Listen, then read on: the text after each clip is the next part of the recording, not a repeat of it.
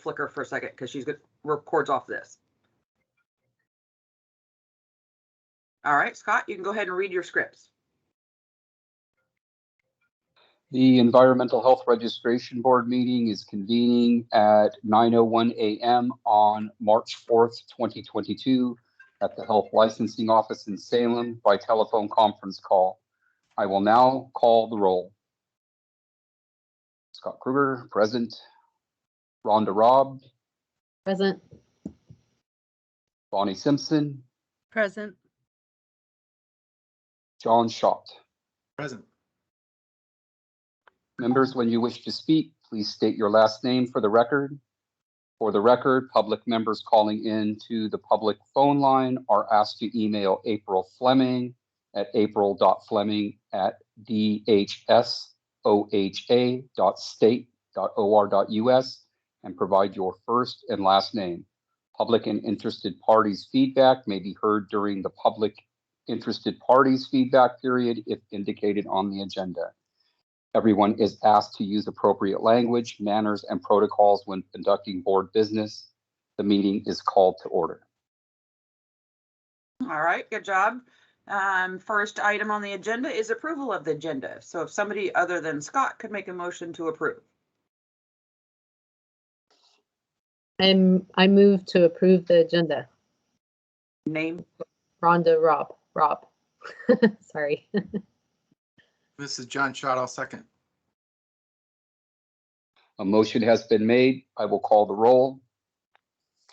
To vote yes, when name is called, say aye. When to vote no, when your name is called, say nay.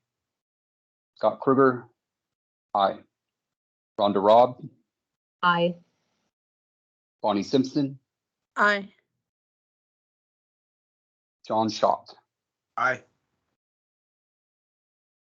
Okay. All right, on item number 3, reports, director's report. So I have several things I wanted to chat with you guys about. One is, we talked a little bit earlier about your right at quorum, your right at 4. You have to have a minimum of 4 people because you're a 7-member board. You currently have 3 vacancies.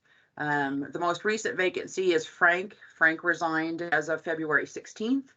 And so I have worked with the governor's office. They're working on getting, I don't know if you guys know who he is, but Sean, it's Rochette, Rochette, to get appointed to the board. He currently is licensed as a wastewater specialist.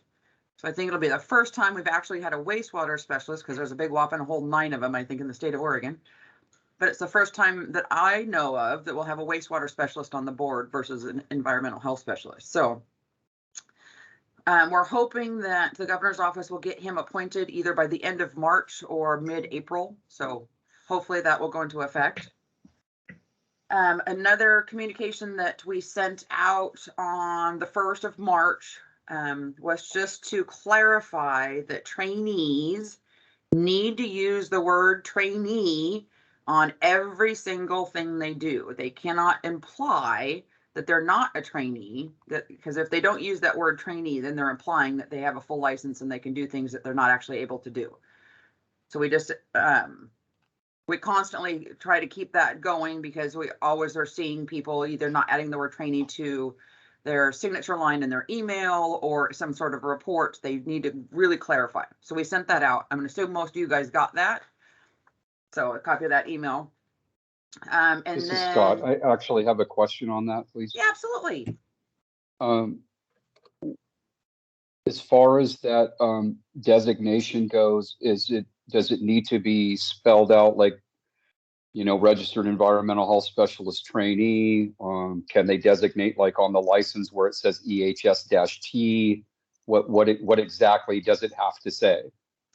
They just have to be clear. So the -T is fine, because that implies that you're a trainee. You don't have the full license. Okay. The thing is you have to have something there that clarifies that you don't have the full license. But yes.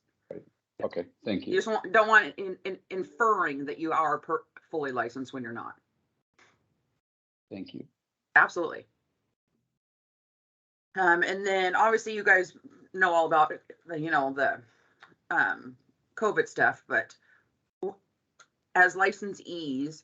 So you should hopefully get this email probably on Monday-ish. It's not just you guys, it's several other boards too. But we had, during COVID, we had created a rule for continuing education where it allowed you to do everything remote. And that rule was during the state of emergency. And as the state of emergency is going to be lifted, April 1st. And then it says, our rule says 60 days after the state of emergency is lifted. So you'll get an email about it, but it basically says that you will not be, the continuing education waiver for it being remote will go away. The old rule will go back into place.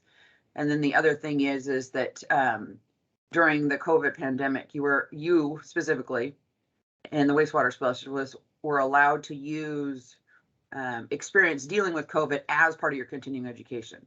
And so all of that stuff's going to go away. That rule will go away. Again, you'll get that information on Monday. So look for that. Because we're going to send it out. It's you and about, I don't know, like 8 other of our boards too. So, but you'll get that email. So that'll be coming out. And then the other one I can talk about when we get into the reports, because it'll make more sense then. So let's get in. If you're looking at the materials, I am looking at slide 8. So slide 8 shows the licenses issued, broken out by environmental health specialist and the trainees. So the trainees are in that orangish color, but this is licenses issued, broken out by quarter for the last 3 years. Next one shows, this is for environmental health specialists. This is renewals. The blue is online renewals. And then the orangish color, it's orangish, brownish, orangish, whatever. That one's a paper, the snail mail through the mail. So hopefully you guys have also gotten this email. We sent a lot of emails out. But we are offering, come April 1st, we're going to offer, if you renew online, a $50 discount. So currently your license is $150 a year. If you renew online after April 1st, it will only be $100 a year because you'll get a $50 discount. And it's so hopefully these orange lines get even smaller because people will hopefully take advantage of that.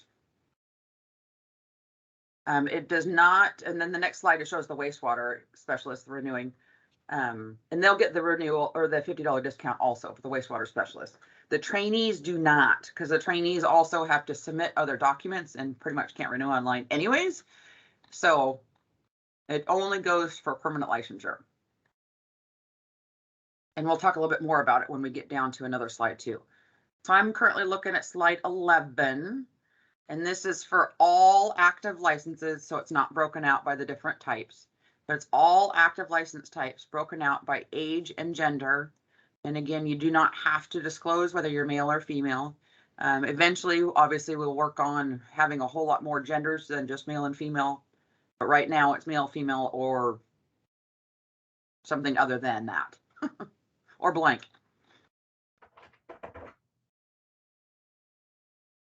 Oh, I lied. So that's the top one is environmental health specialist. And then the next one down is your wastewater specialist, which I do believe that's where we have 9, right? 2, 4, 5, 6, 7, 8, 9. There's 9 licensees in all of Oregon. Slide 13 shows the long-term trend, pretty steady. All the lines are pretty steady, which is great. That's not a huge influx up or down, but it's also not a growing field either. But it's not like the counties are, we don't get more counties. A county's population may grow, but we don't get more counties. So here I'm on slide 14 now. So this is the financials. So this is where with offering the discount, we don't want to change the fees because changing the fees is a lot more involved. It includes involving Department of Administrative Services. It includes involving the legislators. And so the fees are the fees unless you go through this really long process of getting them changed. So the way we do it is to offer some sort of discount to motivate people to do something, which is the renewing online. So we can offer that discount, because then also it is less work for us, because it's a lot more automated a renewal than it is an actual paper renewal where staff are physically touching and doing stuff. So the intent is to try and bring your revenues down so that you're not bringing in as much revenue, and you're trying to get your revenue to equal how much expenses on average are coming out. And so that will get some of this cash balance used up.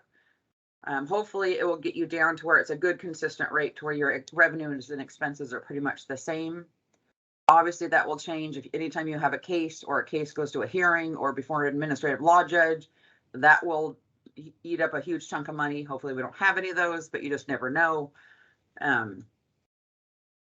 You know, any kind of a case like that, that's usually where a big chunk of money will go, is fighting a case, or having a licensee fight against the board on a case. So I went through a lot of information. Does anybody have any questions before we move on? Nope, doing good. Okay. So Bob he logged off. Okay, but Trampus is online. Trampus is here. Trampus is going to go through the regulatory report for you. I'm looking at slide 16. Bob is out of the office today, so Trampus is there. And Trampus, if you've as long as nobody's around you, if you don't mind taking your mask off so they can see you, that would be great. I wasn't sure what the rules were. No, nobody's near me. Okay. Okay. So basically, this regulatory report is going to span two biennium, the 2019 and then the 2021. Over those two last 4 years, basically, there have been 9 cases that have come in for you guys, for my environmental health specialists or trainees or wastewater specialists, could have been anything. And of those 9, 2 are still currently open. One of them is still being investigated, and the other one is complete. So, yeah, so it's a pretty straightforward report here. Anybody have any questions about it?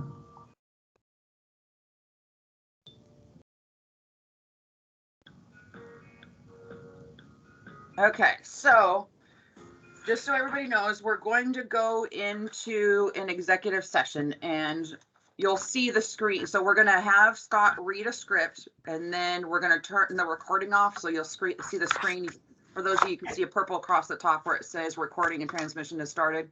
So that's going to go off. We're going to start a handheld recorder. Are we going out of public, or is it regular? That's executive session. Okay. All right. So Scott, you should have a script about entering into executive session. I do. The Environmental Health Registration Board will now meet in executive session pursuant to ORS 192.6602F and ORS 676.595 for the purpose of considering information exempt from public disclosure at 9:15 a.m. on March 4th, 2022. Representatives of the news media shall be allowed to attend the executive session by conference call and will be provided further call-in instructions shortly. The public phone line will be muted for the duration of the executive session. Are there any representatives of the news media on the public phone line? Trampus? No. There's nobody on the public line. Seeing no public on the line, recognizing that there is no news media in attendance, the public phone line will be muted for the duration of the executive session. We will return to open session before taking any final action or making any final decisions.